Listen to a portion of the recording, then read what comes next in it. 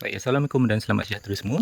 Pada video kali ini saya nak kongsi kepada anda cara untuk kita cek paras minyak hitam di dalam kereta Proton seperti Persona, Saga dan juga Iris. Okey, untuk Proton Persona ni adalah Persona model lama. Okey, caranya hampir sama sahaja.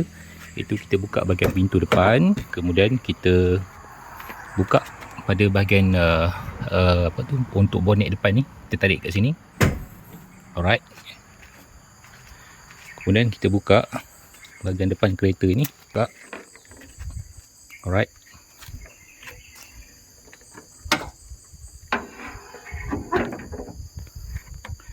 Baik, di sini adalah bahagian enjin kereta dan ini pemegang yang berwarna, biasanya warna kuning ni, kita tarik ni. Alright, kita tarik. Okey, ada kesan minyak itu, kemudian kita ambil tisu ataupun kain untuk kita lap. Kita lap supaya kita dapat hilangkan kesan minyak ini terlebih dahulu.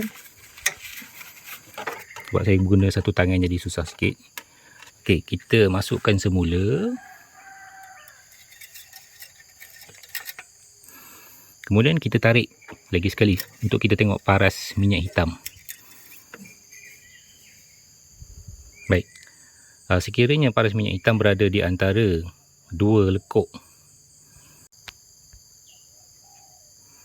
Okey, nampak jelas ya. Sekiranya paras minyak hitam berada di antara dua lekuk ini, maksudnya paras minyak hitam itu berada dalam keadaan yang baik. Okey. Dan kereta minyak hitam dia, paras minyak hitam dia bagus. Jadi tak ada masalah.